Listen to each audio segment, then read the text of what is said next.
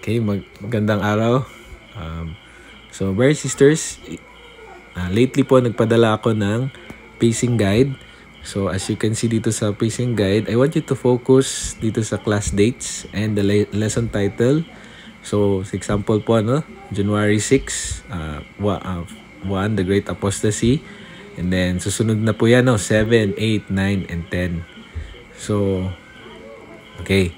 So, I also explained na yung under ng lesson title, mostly naka-italize na mga words. Like dito po, nakadilaw din po, yung 175, setting goals. Ito po yung mga life preparation lessons. So, January 13, and then January 23, and then January 24. Ipapakita ko po sa inyo how to view this lesson, itong life preparation lesson. So, sa example natin, let's look at January 13, 175, setting goals. Okay, so page 249. Dahil ngayon, ginagamit po natin ay nasa Gospel Library app. Ang gagawin lang po natin is to go to the theme and then we will go to the topics pa po. Okay, so pupunta tayo ngayon sa setting goals. Okay, so punta lang po kayo sa Gospel Library app. Okay. And then, punta kayo sa library. Click nyo po yung library. And also click books and lessons.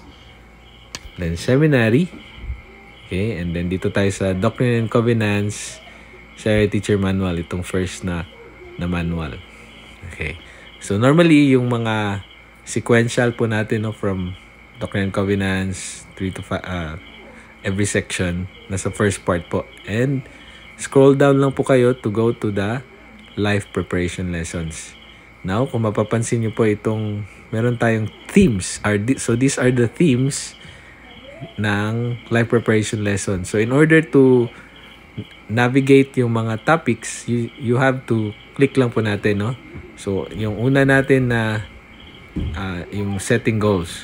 Okay? So, normally, I think setting goals will count here sa building self-reliance. Try natin. Okay, so wala siya. So 180 na yung building self-reliance. So we will have to choose yung before that.